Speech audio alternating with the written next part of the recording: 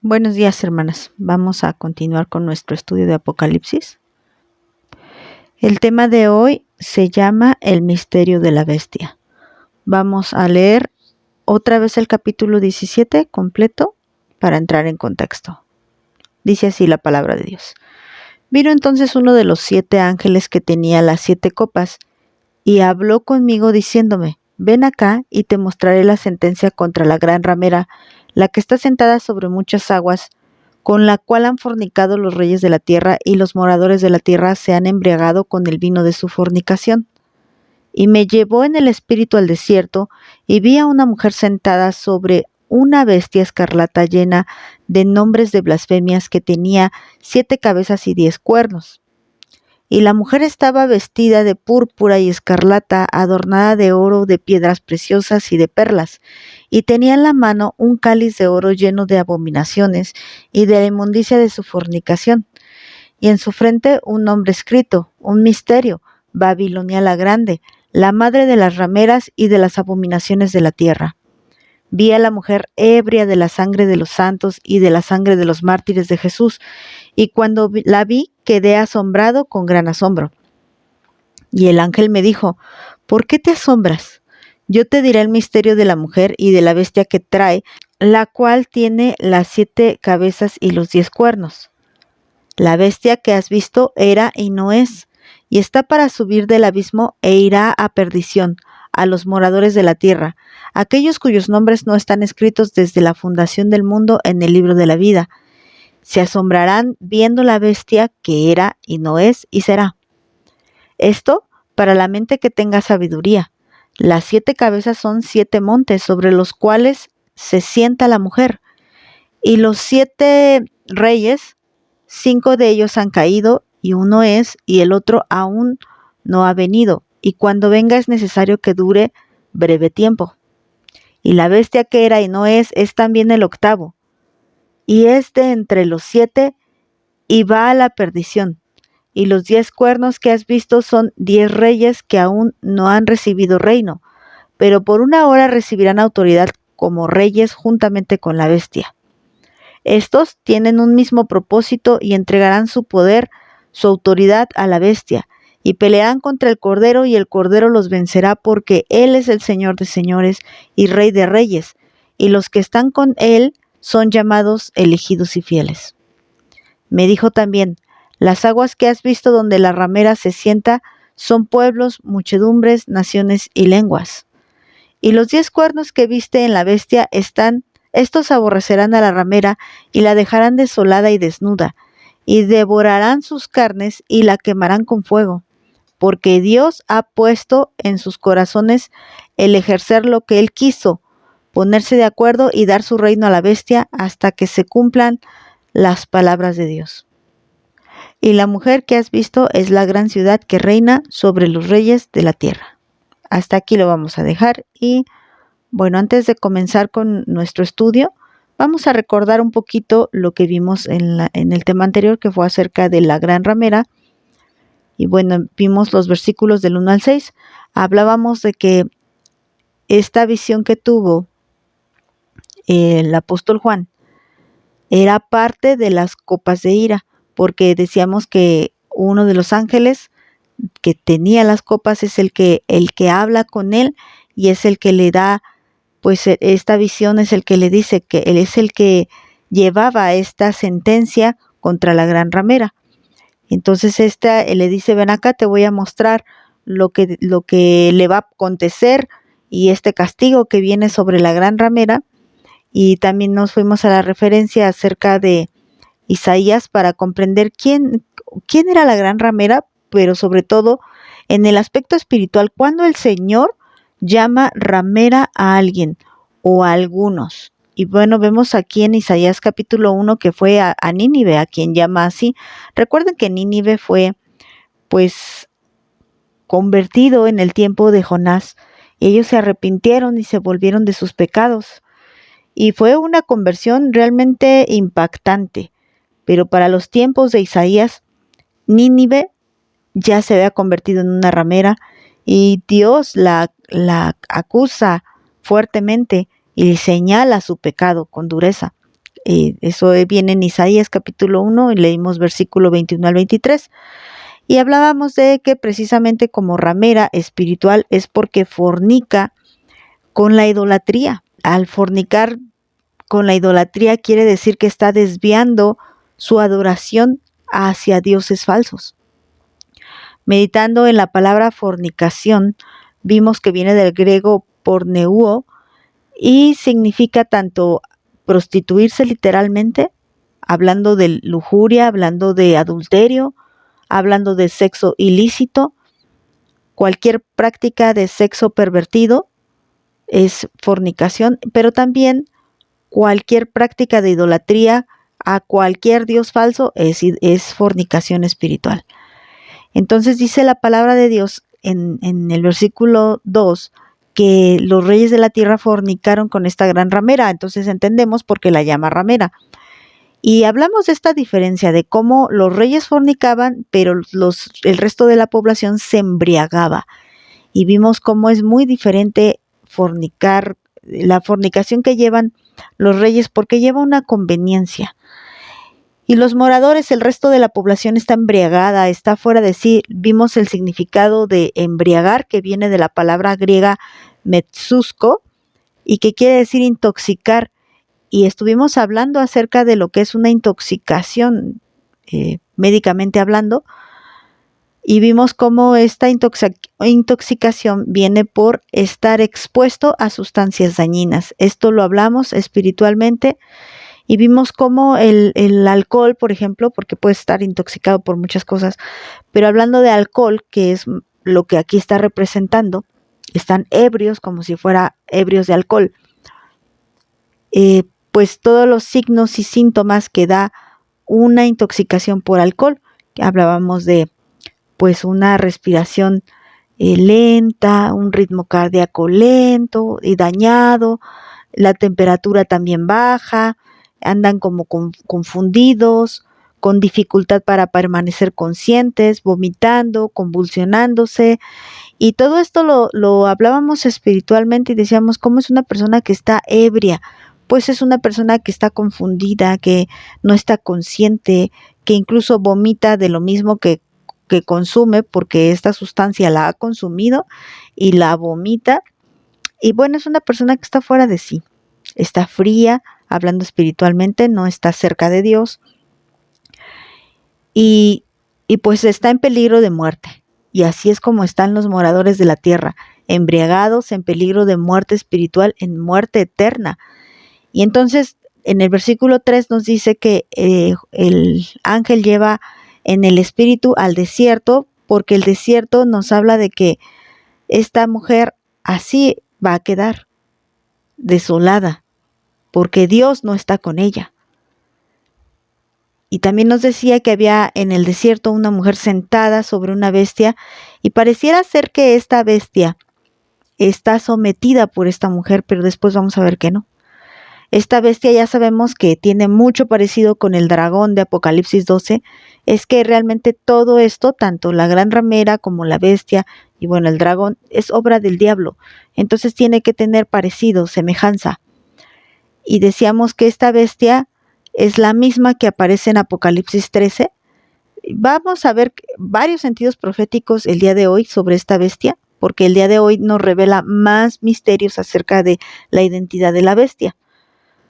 Vamos a estudiar solo lo que nos enseña la palabra sin divagar en otras cosas. Bueno, entonces dice que esta mujer también estaba vestida muy extravagantemente, y hablamos de que una ramera así se tiene que vestir para llamar la atención. Entonces todo esto que lleva púrpura, escarlata y adornada de oro y piedras preciosas, pues nos habla de su lujuria, de la forma en la que ella atrae pues a esas víctimas para su fornicación. Y lo comparamos con una cita de Proverbios, donde habla de esta ramera, de cómo trae y cómo atrapa y cómo engatusa a este hombre simple, tonto, que no tenía pues sabiduría y cayó rápido en la trampa de esta ramera. Dice también en el versículo 4 que tenía la mano en su mano un cáliz de oro lleno de las abominaciones y las inmundicias. Ahora, nos fuimos a la palabra abominación, que viene del griego de lukma, y que quiere decir cosa detestable, y básicamente se refiere a la idolatría. Y decíamos la insistencia de la palabra de Dios en recordarnos cómo Dios aborrece la idolatría, cómo es detestable, es aborrecible, es abominable delante de sus ojos. Y bueno, después hablamos de ese misterio que tiene en la frente y que decíamos, bueno, si lo tiene en la frente, ¿cómo que es un misterio? Bueno, es que también decíamos que la gente teniendo ojos no ven y teniendo oídos no oyen porque están cegados sus sentidos espirituales. Este misterio, que también lo vimos en el original griego, que viene de la palabra musterion, y que quiere decir cosa escondida, secreta, y sobre todo algo que tiene que ver con lo religioso, con lo oculto, que solamente la gente que esté cerca podrá saberlo. Y bueno, aquí es estar cerca de Dios para darte cuenta que se trata de una ramera. ¿Y cuál es ese nombre que lleva en la frente? Babilonia la Grande, y que decíamos que hace referencia a Babel y también hace referencia a Babilonia, la Babilonia de Nabucodonosor, la Babilonia arrogante, la Babilonia que no le da gloria a Dios, la Babilonia idolátrica. Y bueno, también a Nimrod, este hombre perverso, cazador de hombres, así como esta ramera que anda cazando hombres, Nimrod así era. Entonces, muy pocos saben que esta ciudad es una ciudad grande, pero grande en hacer lo malo. La gente se admira de su grandeza, pero en lo que realmente es grande esta Babilonia es en hacer pecado. Y decíamos también, otra parte de su nombre es la madre de las rameras, que también nos habla de otro misterio, que hay más rameras, porque ella es la madre, pero no la única, es la principal, pero no son todas. Entonces, no es una sola religión. Hablábamos de que al ser una ramera, estamos hablando de una falsa religión, no es la única religión falsa, pero sí es la principal, que ha desviado y ha prostituido a los reyes de la tierra. Y decíamos, bueno, ¿qué religión es la que se prostituye con todos los reyes de la tierra? ¿Qué religión ostenta de riquezas? ¿Qué religión tiene tanto poder sobre las naciones? Bueno, ustedes ya saben qué religión es. Y bueno, dice, y de las abominaciones de la tierra. Y decíamos que esta es madre también de las abominaciones de la tierra, quiere decir que enseña a otros a hacer todas esas cosas repugnantes que para ellos según son de Dios, pero en realidad son aborrecibles delante de Dios. Y por último, en el versículo 6 vimos, la primera parte dice, y vi a la mujer ebria de la sangre de los santos y de la sangre de los mártires. Bueno, quiere decir que no fueron pocos los que asesinó por cumplir sus propósitos, sus objetivos. Fueron mucha gente la que fue muerta, muchos santos de Dios. ¿Y qué religión es la que ha asesinado tantos santos de Dios? Bueno, vamos a iniciar el tema de hoy, que les digo que es el misterio de la bestia. Y vamos a leer nuevamente ahí en el versículo 6, pero en la segunda parte dice, y cuando la vi quedé asombrado con gran asombro. Y esto quiero leerlo, este mismo versículo quiero leerlo en la versión Nueva Biblia Vida.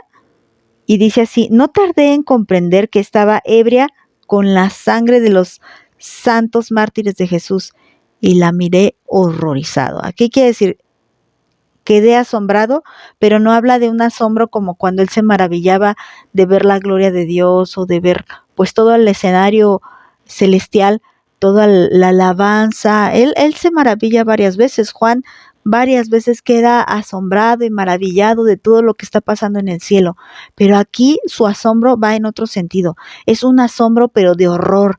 ¿Cómo puede estar tan ebria de haber asesinado a tantos santos? Recuerda que él está viendo esta visión antes de que acontezca. Nosotros ya la contamos como una historia. Ya sabemos que durante el transcurso de la historia ha habido realmente una matanza terrible contra los hijos de Dios. Una es en la mal llamada Santa Inquisición, ¿no?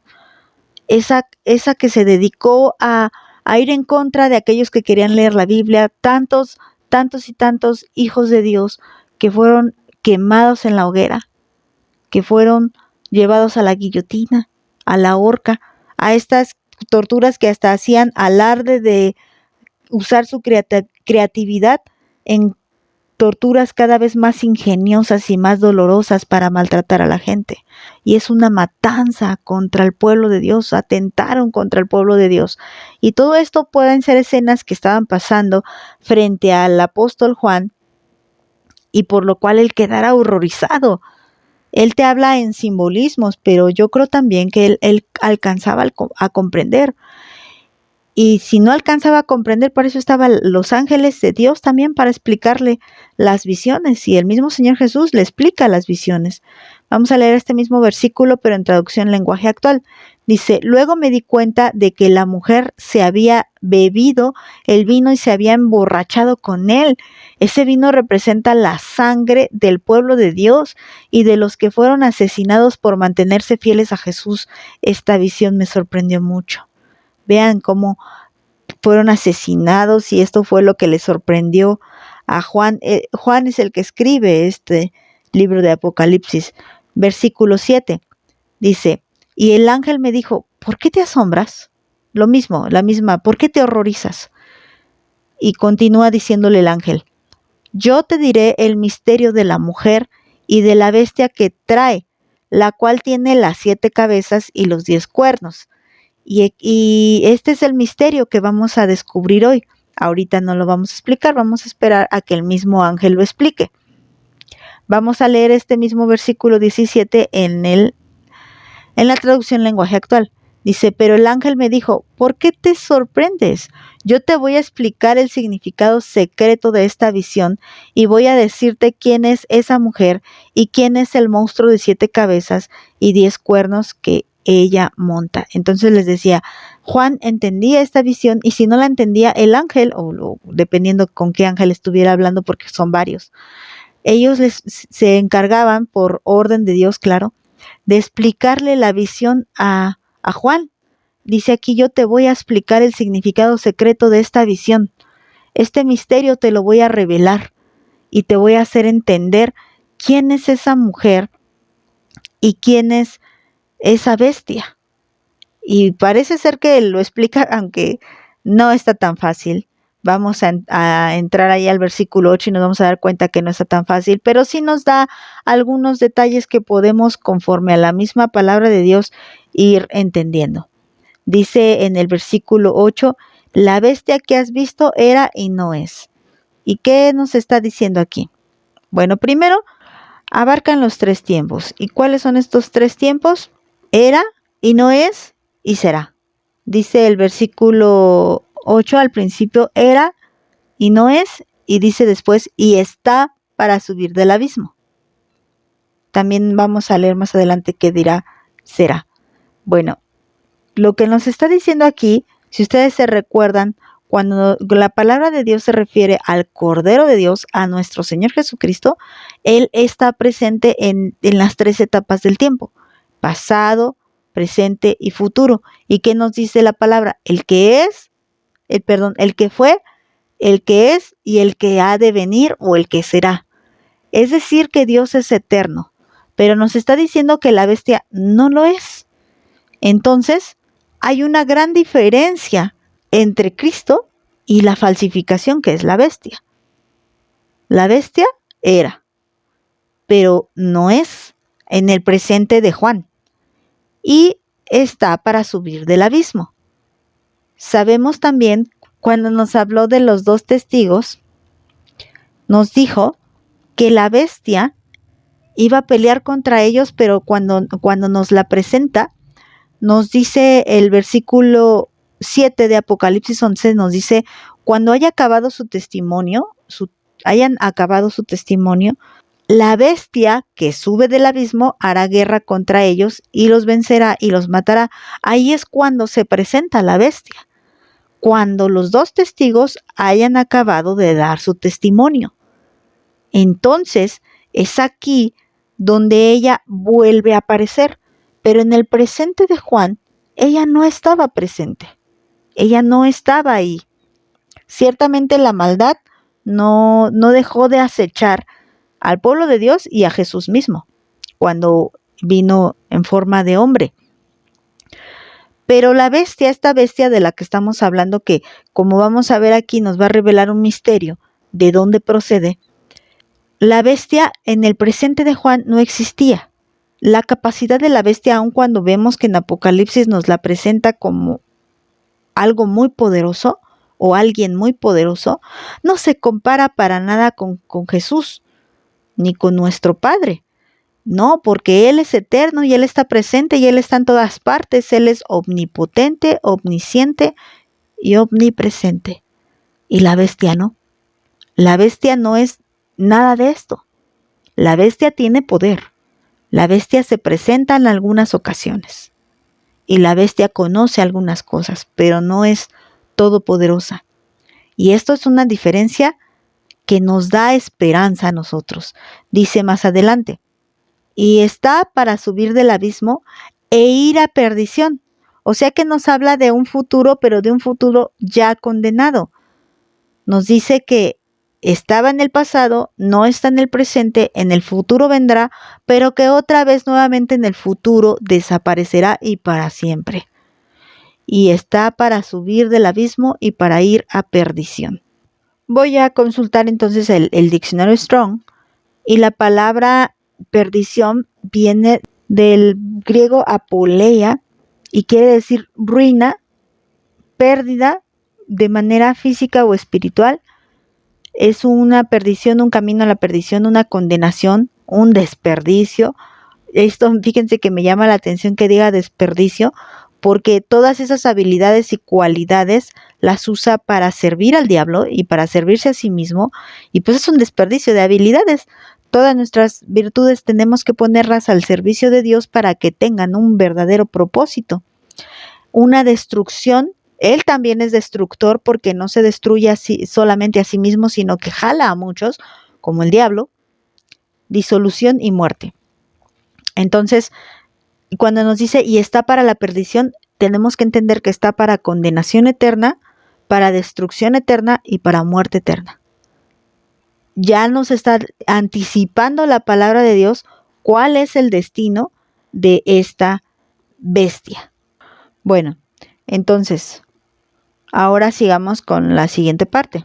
Dice más adelante en el versículo 8, y los moradores de la tierra, aquellos cuyos nombres no están escritos desde la fundación del mundo en el libro de la vida, se asombrarán de la bestia, que era y no es y será. Por eso les digo, más adelante nos iba a decir será. Nuevamente vemos que nos repite lo que ya había pasado, que decían la gente, ¿quién como la bestia? Y aquí dice, cuando ella surja, nos vuelve a repetir ese evento, cuando ella surja del abismo, se presente y la gente la vea, la gente se maravillará y dirán, ¿quién como la bestia? Eso quiere decir que estaban diciendo, repito nuevamente porque ya lo había dicho cuando estudiamos Apocalipsis 11, dirán, nadie se parece a ti, bestia. Recuerden por qué se estaba maravillando la gente de la bestia, porque había hecho un falso milagro de resurrección. Entonces, al hacer este falso milagro de resurrección, ellos se asombrarán de eso. También podría estar haciendo referencia a esto de era, no es y será, a ese evento, a que parecía que no estaba y de repente surge. Sí, también podría referirse a esto. Y también decíamos que esto puede ser que se refiera como tal a que fue herido, sí, físicamente de muerte y hace como una falsa resurrección, o a que parecía que estaba destruido y de repente surge. Porque también vemos que la bestia simboliza personas, pero también simboliza reinos. Esto es algo difícil de entender, pues es difícil de decir, bueno, ¿es un reino o es una persona? Pues son las dos cosas. Ahorita lo vamos a ver, mira. Versículo 9. Dice, esto es para la mente que tenga sabiduría. Y híjoles, y aquí entonces es cuando tenemos que recordar nuevamente lo que nos dice Santiago, el que esté falto de sabiduría, pídala a Dios, y el cual la dará a todos abundantemente y sin reproche. Entonces nosotros necesitamos el día de hoy comprender esa sabiduría, porque nos hace falta entender estos misterios Y más que por conocer el futuro, que nunca ha sido la intención de este estudio que estamos llevando, más que nada es por estar pues preparados. No, repito, no porque tengamos que conocer a quién es la bestia, sino alerta de esas falsas doctrinas y no caigamos en la mentira y estemos como esa gente maravillada. Oh, ¿quién como la bestia? Nadie ha hecho este milagro, sino que ya conociendo esto, entendamos que todo esto ya estaba escrito y que iba a pasar y que no es obra de Dios, aunque sabemos que sí Dios lo permite, porque nada se hace sin el permiso de Dios, pero sí es obra diabólica. Entonces no tenemos por qué postrarnos ante esta bestia, ni reconocerle, ni maravillarnos, ni asombrarnos, nada. Simplemente está pasando lo que Dios permitió que pasara. Entonces necesitamos tener una mente sabia. Necesitamos de esa revelación. Dice Primera de Corintios, capítulo 2, versículo 9. Vamos a leer del 9 hasta el 16. Dice, antes bien, como está escrito, cosas que ojo no vio, ni oído oyó, ni han subido del corazón en corazón de hombre, son las que Dios ha preparado para los que le aman. Pero Dios nos las ha revelado a nosotros por el Espíritu, porque el Espíritu todo lo escudriña aún lo profundo de Dios. Porque ¿quién de los hombres sabe las cosas del hombre, sino el Espíritu del hombre que está en él? Así tampoco nadie conoció las cosas de Dios sino el Espíritu de Dios. Y nosotros no hemos recibido el Espíritu del mundo, sino el Espíritu que proviene de Dios, para que sepamos lo que Dios nos ha concedido, lo cual también hablamos no con palabras enseñadas por sabiduría humana, sino con las que enseña el Espíritu, acomodando lo espiritual a lo espiritual.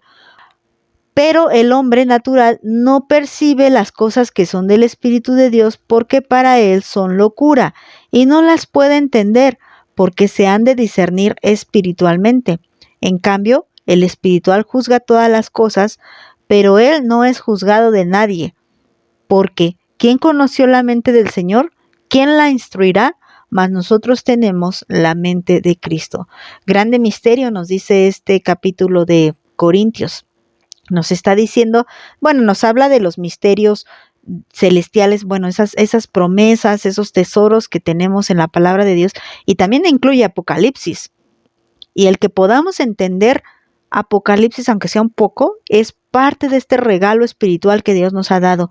Nosotros necesitamos esa sabiduría que solamente viene del Espíritu de Dios. ¿Y por qué? ¿Por qué necesitamos el Espíritu de Dios? Porque es el Espíritu de Dios quien pone en nosotros la mente de Cristo. Nosotros en la palabra de Dios, en su Biblia, ustedes tienen la mente de Cristo, pero para poderla entender y que sea carne, que sea una realidad en nuestra vida, necesitamos tener el Espíritu de Dios, porque mucha gente tiene Biblia en sus casas, pero no comprende la mente de Cristo. Nosotros tenemos el Espíritu de Dios para poder comprender un poco, siempre digo un poco porque ese poquito es demasiado para nosotros, la mente de Cristo. Siempre podemos entender a través de la ayuda del Espíritu Santo la palabra de Dios, y necesitamos esa ayuda en este momento. La pedimos a nuestro Padre, porque dice aquí en el versículo 9, las 7 cabezas son 7 montes sobre los cuales se sienta la mujer. Ahora, vamos a meditar un poquito más en esto de las 7 cabezas. Ya sabemos, esto de las 7 cabezas y 10 cuernos, ya lo habíamos visto. Ya habíamos visto que la bestia así estaba representada, y ya habíamos visto también que el gran dragón también tenía 7 cabezas, 10 cuernos. Entonces, ya esto ya no necesitamos compararlo con esos versículos porque ya lo sabemos, pero lo que hacemos aquí, que nos está diciendo la palabra de Dios, es saber un poquito más acerca de estas 7 cabezas para empezar. Bueno, para empezar, las 7 cabezas dice que representan 7 montes. Y si nosotros nos vamos nuevamente al diccionario Strong, vamos a ver que montes viene de la palabra oros, que significa montaña o monte, y dice también que esta palabra puede ser también comparada con la palabra, otra palabra griega que se llama airo, y que quiere decir elevar, alzar, quiere decir alguien que está muy elevado, alguien muy alzado. Entonces esta palabra monte pudiera estarse refiriendo a alguien que se siente elevado, alguien que se siente en las alturas. Fíjense que algunos estudiosos consideran que esto de 7 montes se refiere a 7 colinas, que Roma, ellos acusan directamente a Roma como esta bestia, o algunos como la ramera. Bueno, yo considero que sí es una ramera, porque sí se prostituye, hablando de la Roma religiosa. Entonces, ¿por qué? Porque lleva una religión falsa que seduce a la gente, que la hace fornicar y que la embriaga de sus fornicaciones y de sus abominaciones. Dice que entonces estas 7 cabezas son 7 montes sobre los cuales se sienta la mujer. Entonces dicen, esta mujer es esta Roma, o sea, esta mujer que se sienta sobre las 7 cabezas, o sea, esta religión que se sienta sobre esa ciudad Roma. Puede ser, pero también si le viéramos el sentido de las 7 elevados, los 7 alzados, podríamos estar hablando de reinos. Mira también lo que dice el versículo 10. Ahí mismo lo dice el ángel. Y son 7 reyes, o son 7 reinos. Donde hay reyes, pues hay reinos. Entonces, ¿por qué no dijo directamente son 7 reyes, sino que dijo son 7 montes? Bueno, como les repito, pudiera estar diciendo son 7 reinos elevados que se sintieron mucho, o sea, que quisieron, como, acuérdense, como la Torre de Babel, que quisieron llegar a ser como Dios. O pudiera referirse también a que proféticamente se le llamaría así, porque recuerden que para estos tiempos no se le conocía a Roma como la ciudad de las 7 colinas, sino que esto ya viene después. Entonces, sí, también pudiera estar diciendo, dando ahí el Señor ahí un dato acerca de Roma. Bueno, si vemos esta definición, tendríamos que decir que estos 7 reyes necesariamente tenían que ser romanos, pero no lo sabemos con certeza. Fíjense que hay otra interpretación de parte de también los estudiosos de la Biblia, hablando de estos 7 reinos, y yo me inclino un poco más a esa, porque estos 7 reinos están registrados en la palabra de Dios. Fíjense que empieza primero, o sea, nos habla de 7 potencias mundiales, y dice, aquí nos revela claramente, dice 5 de ellos han caído. Quiere decir que en el tiempo de Juan 5 ya eran conocidos. El sexto también era conocido, porque dice uno es y el otro aún no ha venido. O sea, el que era desconocido para Juan era el séptimo. Entonces, si nosotros vemos y buscamos estas potencias en la Biblia, encontraríamos que la primera que podemos encontrar es Egipto, precisamente. Algunos estudiosos se inclinan por esta versión, vayan tomando registro. Egipto es este imperio que dominó durante muchos años. Recuerden que José también participó para que Egipto fuera próspero, y cuando los israelitas llegan a este lugar, a este imperio, pues son esclavizados y son pues maltratados por este imperio. Entonces ahí está un reino maltratando al pueblo de Dios. Después tenemos otro, el reino de Asiria, haciendo guerra contra el pueblo de Israel.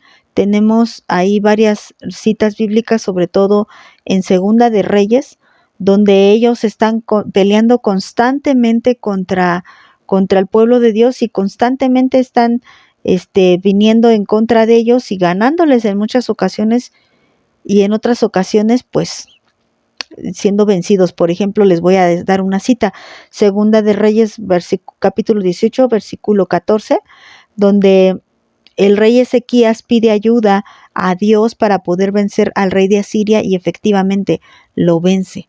Entonces, ese es otro reino que viene contra los hijos, contra el pueblo de Dios, y que vence. Después tenemos al conocido imperio de Babilonia, del cual ya hemos estado hablando, y del cual recuerden que Nabucodonosor tuvo el sueño de la estatua, y ahí es donde encontramos los siguientes reinos.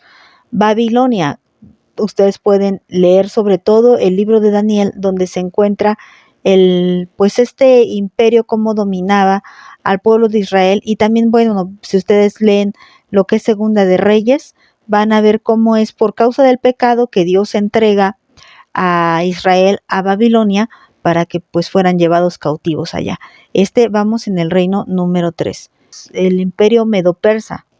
Y recordando ustedes la visión de la estatua de Nabucodonosor, veíamos que la parte de arriba, la cabeza, era representada por Nabucodonosor, o sea, el imperio babilónico. Luego tenemos que tenía lo que es el torso de plata y sus dos brazos. Esto se refiere al imperio medo-persa. Aquí lo estamos contando como uno. Y vamos en el número 4, en el reino número 4. Y pues para el tiempo de Juan todo esto ya había caído. En el imperio número 5 pues ya viene Grecia, donde ellos son conquistados. ¿Se acuerdan también de Antíoco IV, del cual el libro de Macabeos habla de él? Entonces, este imperio es el que conquista a los persas, donde también tenemos el personaje de Alejandro Magno, también este gran conquistador que murió rápidamente también, muy joven. También Antíoco IV, que muere muy joven también, y como cumplimiento de la profecía de Daniel. El imperio griego en la estatua de Nabucodonosor era la parte de la cadera, y por último, o sea, las piernas y los pies se refiere al imperio romano. Y aquí entonces el quinto es Grecia, y el sexto, que es el que era, ¿se acuerdan que dice 5 ya cayeron? Uno es, o sea, el que es el sexto es Roma, y queda perfectamente bien con esta profecía. Y luego después tenemos que viene un séptimo del cual no tenemos conocimiento aquí en la visión de Juan. Y bueno, muchos dicen que es la Unión Soviética, que es el séptimo rey, que tiene que ver más que nada ya con el imperio europeo, porque sí son potencia.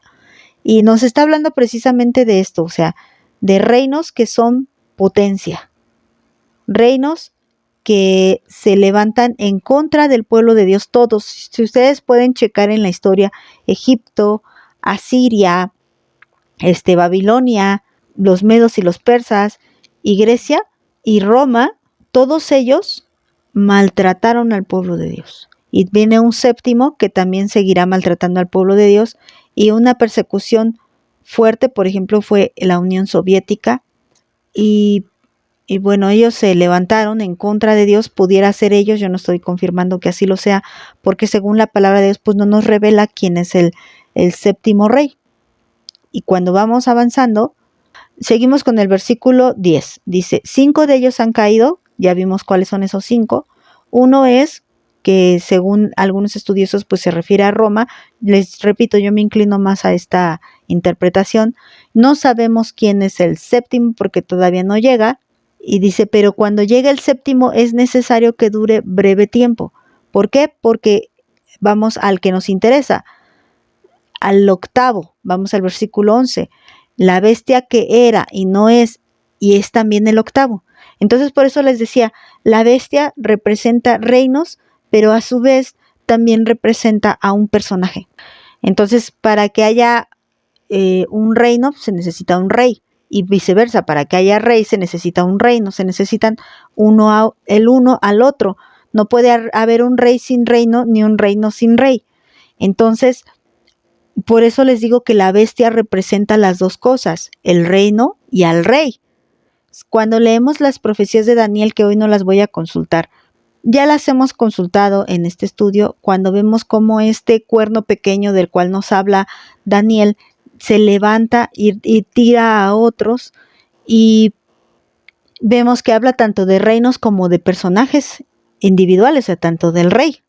Entonces aquí la bestia vuelve a repetir, se supone que estamos viendo las cabezas de la bestia, pero luego nos vuelve a decir que la bestia es un octavo rey. Entonces, les repito nuevamente, se trata de un reino y un rey, o se habla de muchos y de uno. La bestia son muchos y es uno. Entonces, esta bestia aquí, ya hablando en individual, dice que que era y no es, y es también el octavo.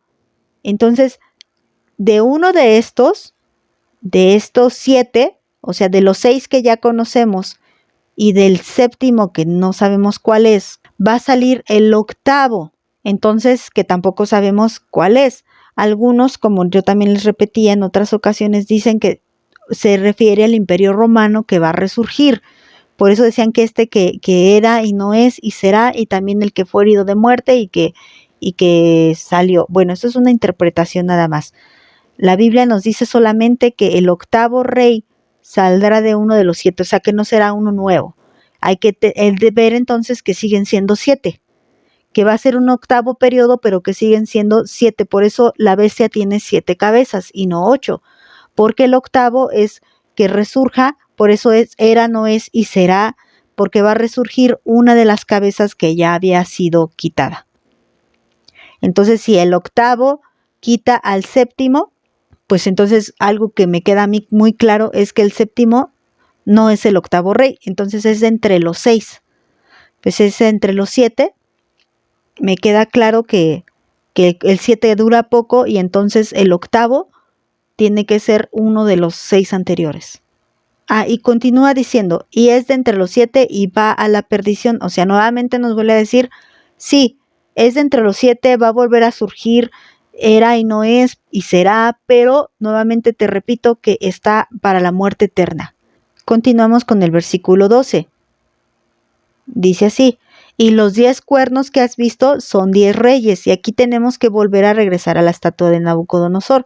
Si ustedes se acuerdan con la estatua de Nabucodonosor, la estatua del sueño de Nabucodonosor y la interpretación de Daniel termina con pies de hierro mezclados con lodo y que tienen 10 dedos. Y el Señor es perfecto, Él no se equivoca. Utiliza esto para hablarnos de estos 10 cuernos de la bestia. Los 10 dedos representan los 10 cuernos. Y estos son diferentes a las 7 cabezas. Hay que entender que cuando nos habla de las 7 cabezas nos está hablando de periodos, de etapas. Por eso cuando llega con Juan le dice, bueno, 5 ya han caído. 1 está presente. O sea, no está hablando de tiempos.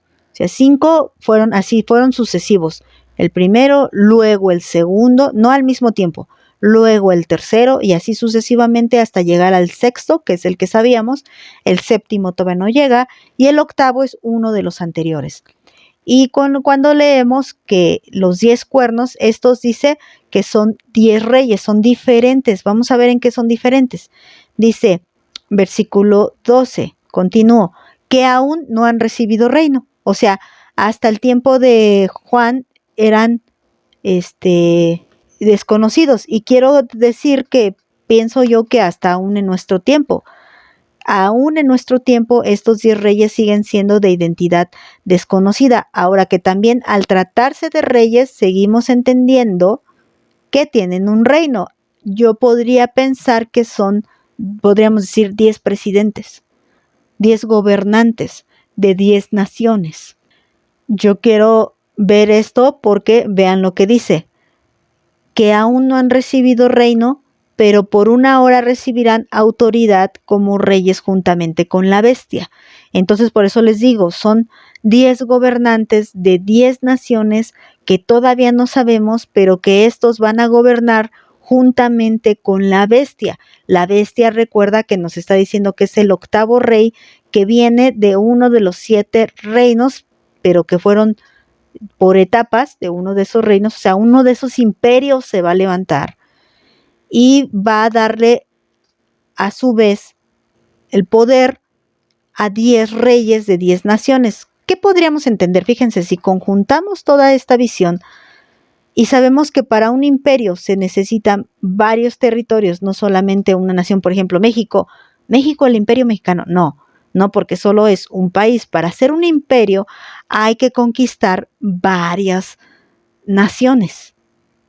Y aquí entonces esta bestia, que va a ser el octavo reino, comandado por un personaje diabólico, tiene que ser un octavo imperio, que va a surgir de los 7 imperios anteriores. Les repito, pienso yo que de los 6 primeros, porque el séptimo tiene que ser quitado. Entonces, este imperio tiene que ser formado por 10 naciones. Por eso les digo, vamos juntando la visión. Estas 10 naciones juntas hacen el imperio de la bestia, donde ella es la principal. Este personaje, la bestia, es el principal, pero esta bestia va a compartir solo por una hora va a compartir su gobierno con 10 gobernantes. Y se va a hacer una gran monstruosidad. Va a ser la bestia, pero esta visión, recuerden que decía, es un reino y es un rey. Entonces la bestia, hablando del reino, va a ser hecha por 10 reyes, lo que van a formar un imperio que va a ser gobernado principalmente por un personaje, la bestia, que es un rey. Este es un misterio importante que ahora entendemos. Pero dice aquí que solo por una hora recibirán autoridad. Dice el versículo 13, estos tienen un mismo propósito y entregarán su poder y su autoridad a la bestia. Es decir, que lo harán voluntariamente, estarán de acuerdo con las nuevas leyes, con su ideología, estarán de acuerdo con todo lo que trae. Recuerden que llegará como un falso Mesías y estas 10 naciones van a entregar su poder. Es como si llegara ahorita alguno aquí a América y dijera México, dijera López Obrador, bueno, yo te voy a entregar el poder de mi nación a ti, X personaje, y ahora tú puedes decidir lo que pasa en México. Se supone que esto no es así. Y que dijera también Estados Unidos lo mismo, y que dijera Canadá lo mismo, y que dijera los países de abajo, Guatemala, Belice, el Perú, Colombia, Brasil, todo América, ¿no? Dijera a este personaje. Entonces volverían un imperio, aunque cada uno tuviera su presidente, serían gobernados por un solo personaje, pero por una hora nada más, porque después le van a entregar su poder y su autoridad a este. Primero lo van a hacer voluntariamente y después yo no creo que sea tan voluntariamente. ¿Por qué lo van a hacer?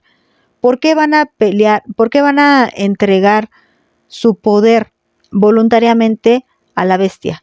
Dice el versículo 14, porque van a pelear contra el Cordero. Y nos recuerda nuevamente el Salmo 2, este Salmo 2 que nos ha estando presente constantemente en estas profecías, porque este Salmo que nos dice, ¿por qué se amotinan las gentes y los pueblos piensan cosas vanas? Se levantarán los reyes de la tierra y príncipes consultarán unidos. Nos está hablando de este momento, contra Jehová y contra su ungido, diciendo, rompamos sus ligaduras y echemos de nosotros sus cuerdas. ¿Qué están diciendo? Echemos fuera la ley, echemos fuera la moral, echemos fuera los principios, rompamos estas ligaduras. Y van a consultar juntos contra Dios. Esto es lo que está diciendo Salmo capítulo 2, versículo del 1 al 3. Es el momento que está aquí profetizando Apocalipsis 17. Pelearán contra el Cordero. Pero también dice, el Cordero los vencerá porque Él es Señor de señores y Rey de reyes. Si continuamos leyendo el Salmo 2 en el versículo 4 dice, el que mora en los cielos se reirá y el Señor se burlará de ellos, luego hablará a ellos en su furor y los turbará con su ira. Pero yo he puesto mi rey sobre Sión, mi santo monte. Todo esto es la profecía que hemos estado estudiando en Apocalipsis. Dios los vencerá porque Él es Rey de reyes y Señor de señores. Yo publicaré el decreto. Jehová me ha dicho, mi hijo eres tú, yo te engendré hoy. Pídeme y te daré por herencia a las naciones y como posesión tuya los confines de la tierra. Los quebrantarás con vara de hierro, como vasija de alfarero los desmenuzarás. Entonces, hasta el versículo 9 les leí. El Señor Jesús los va a vencer porque Él es Señor de señores y Él es Rey de reyes. Y según leemos en el Salmo 2, el Padre le dará las naciones por herencia. El Padre le dará el poder de desmenuzar, de quebrar, de romper toda esa ira, toda esa soberbia de esas naciones que se han unido para pelear contra Dios. Sigamos leyendo. Versículo 14. Y los que están con Él son llamados y elegidos y fieles. Qué cosa tan hermosa. Vamos a meditar un poquito más en esto. Vamos nuevamente a la Biblia interlineal. dice la palabra de Dios. Primero dice, y son llamados. Y esta palabra viene del griego kletos, que significa invitado. ¿Se acuerdan que ya lo vimos también? Convidado, invocado, llamado. Cuando tú llamas, a ver, te voy a convocar a algo. ¿A qué te está invitando el Señor en este momento? ¿A qué te está convocando? Pues dice que nos está convocando a que veamos cómo Él va a vencer a estos 10 reyes, a esta bestia que se va a levantar a pelear contra Él. Entonces, ¿quiénes están ahí? Por eso dice, y los santos serán llamados, los que están con Él serán llamados.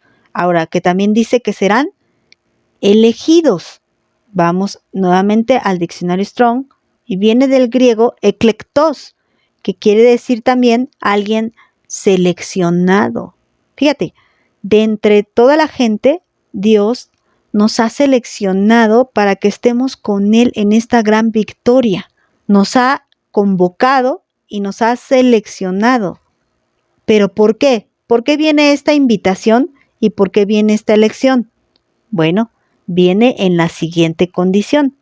Dice que fueron fieles. Y cuando vamos a la palabra fiel, viene del griego pistos, que significa digno de confianza, algo que es fidedigno, un creyente. Entonces, no es suficiente con que digas, yo creo en Jesús. No es suficiente con eso. Si tú quieres ser llamado y seleccionado por Dios, tienes que ser digna de confianza, tienes que ser confiable, tienes que andar como Él anduvo. Los mandamientos que el Señor encargó que cumpliéramos, los tenemos que hacer con la ayuda del Espíritu, claro está, porque solas no la podemos hacer, pero tienes que ser digna de confianza, tienes que ser fiel a los mandamientos, fiel a su palabra. Así que para ser llamado, para ser elegido, para estar en esta victoria tan preciosa que el Cordero va a tener contra esta fuerza maligna, pues tenemos que ser fieles a Dios. Y hoy pues encontramos un poco acerca del misterio de quiénes son las 7 cabezas. Como resumen rápidamente, les digo, las siete cabezas se refiere a 7 reinos que según entendemos aquí son sucesivos. Algunos interpretan que son 7 emperadores y otros interpretan que son 7 imperios. Estos 7 imperios, algunos opinan que son 7 emperadores, refiriéndose a que la bestia sea solamente Roma, porque obviamente algunos que vivieron en esa época acusaban directamente a Roma. Y como también hemos comentado en clase, la interpretación acerca de quién es la bestia y quién es el anticristo va a ir cambiando conforme pase el tiempo y conforme pasen las épocas. ¿Por qué? Porque depende lo que esté viviendo cada uno, va a ser la opinión de cada uno. Ahorita podríamos decir, por ejemplo, muchos acusan a la ONU, a esta Organización de Naciones Unidas que tiene principios antibíblicos y que para muchos es la bestia, el anticristo. En la época de los primeros cristianos, pues acusaban directamente a Roma. En la época de Hitler, era Hitler al que se acusaba de anticristo. Y le decíamos que, pues todos estos sí son anticristos, pero falta que llegue la bestia, el anticristo principal que está profetizado aquí en Apocalipsis. Otra interpretación es acerca de que son imperios, y me inclino más hacia esto porque 6 imperios están registrados en la Biblia. Tenemos sustento bíblico, no les di citas exactas porque son muchos capítulos, pero bueno, sí les dije más o menos por dónde encontrar. Primero tenemos a Egipto, ya saben ustedes dónde buscar, en Éxodo, en Génesis y en Éxodo. Tenemos a Siria, ya saben también buscar en Segunda de Reyes. Tenemos a Babilonia, buscamos en Segunda de Reyes, en profetas mayores y en profetas menores. Tenemos a los persas, que también podemos buscar en el libro de Esther, en el libro de Nehemías, de Esdras. Tenemos a Grecia, que tenemos ahí algunos libros históricos, no bíblicos, no canónicos, como el libro de Macabeos, que se acepta como un libro real, o sea, si es un libro verdadero, pero no es un libro de inspiración divina, no, solamente es un libro de historia. Pero el mismo libro de Daniel nos habla del imperio griego. Daniel nos habla del imperio babilónico, persa, griego y romano. Y bueno, Roma, tenemos el Nuevo Testamento para consultar cómo estaban sufriendo los cristianos por el Imperio Romano. Roma es el imperio que es, dice, 5 han caído, uno es y el otro está por venir. El que no sabemos es cuál era el que está por venir, que decíamos que muchos interpretan que son la Unión Soviética, puede ser algún otro imperio que esté gobernando sobre las naciones de la tierra, y el octavo es de los 6, les decía, no porque contradiga la Biblia, claro que no, sino que entendiendo lo que dice la Biblia, el séptimo dura poco y el octavo pues tiene que ser diferente al séptimo. Y bueno, este es el resumen, y vamos a pedirle a Dios que nos ayude a que guarde estas palabras en nuestro corazón, por si nos tocara estar en ese momento. Los principios ya los tenemos, ya sabemos algunas señales de quién es la bestia, para no postrarnos ante ella, para no estar de acuerdo con ella, y poder estar atentos y alertas y vigilantes de cuando llegue este momento, si es que nos tocará estar presentes. Vamos a darle gracias a Dios. Señor Jesús, gracias, Padre, por el estudio de tu palabra, por este tiempo que hemos dedicado a comprender un poco más de este misterio.